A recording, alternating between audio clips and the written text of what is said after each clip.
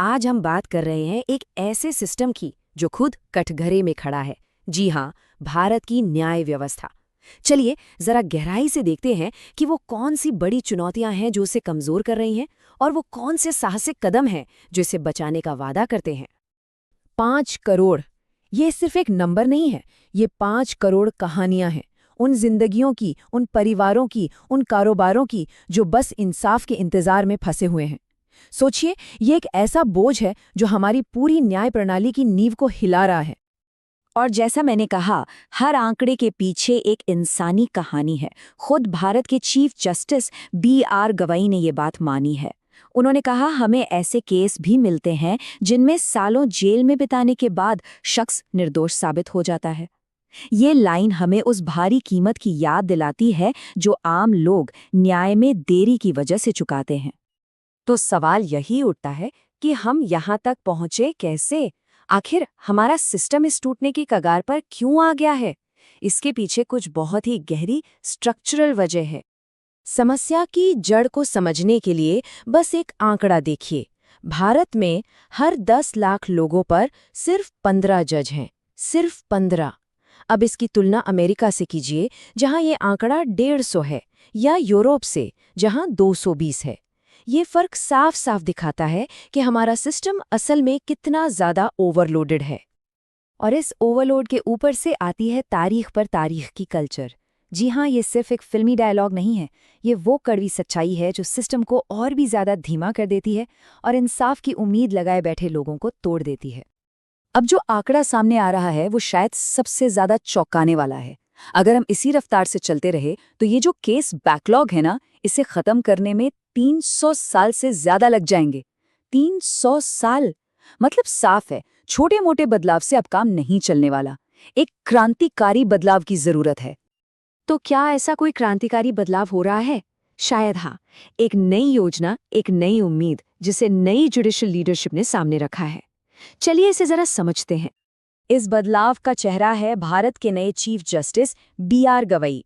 उन्होंने इस संकट से सीधे टक्कर लेने का फैसला किया है और इसके लिए उन्होंने कुछ बड़े महत्वाकांक्षी सुधारों की एक पूरी सीरीज शुरू की है। तो CJI गवई का प्लान क्या है? मोटे तौर पर इसके 3 हिस्से हैं।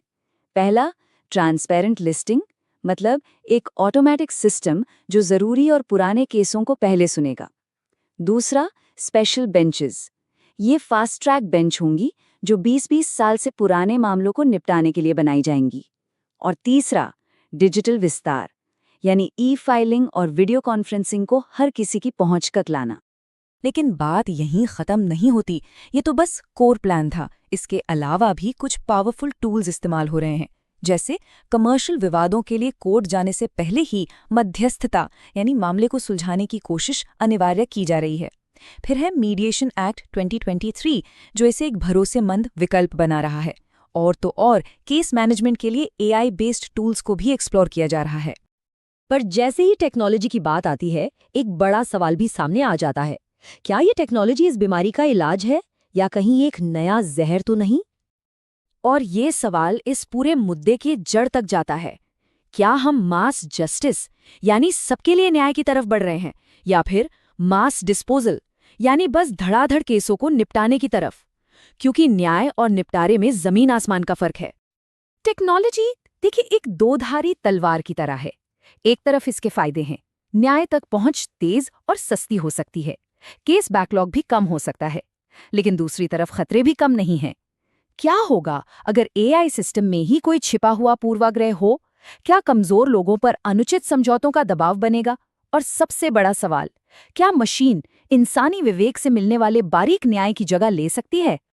टेक्नोलॉजी की चुनौतियां तो हैं ही, पर एक और बहुत बड़ी रुकावट है, एक शक्तिशाली समूह जो इन बदलावों का जोरदार विरोध कर रहा है। अब जरा सोचिए, अगर सिस्टम सच में टूटा हुआ है तो भला कोई उसे ठीक करने का विरोध क्यों करेगा? सवाल तो लाजमी है। इसका जवाब लीगल गिल्ड के कॉन्सेप्ट में मिल सकता है। ये क्या है?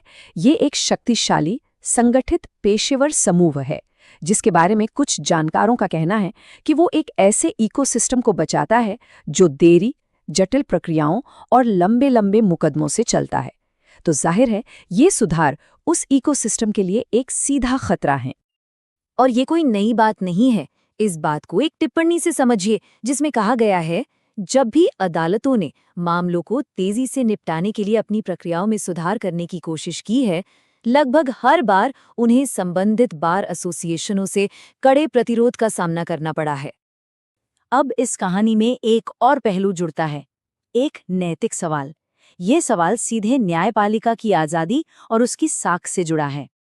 ये बहस है कूलिंग ऑफ पीरियड को लेकर, मतलब क्या जजों को रिटायरमेंट के ठीक बाद कोई सरकारी पद लेने से कुछ वक्त के लिए रोकना चाहिए?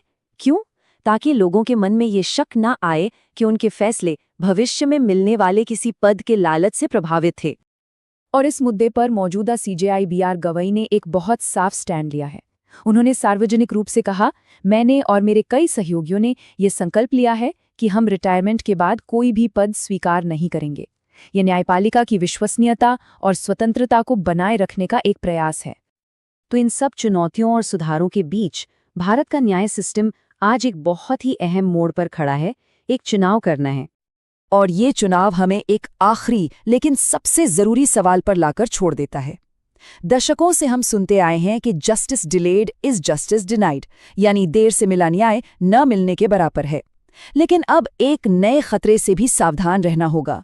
कहीं justice hurried is justice buried न हो जाए, यानी जल्दबाजी में किया गया न्याय कहीं न्याय को दफन ही न कर दे।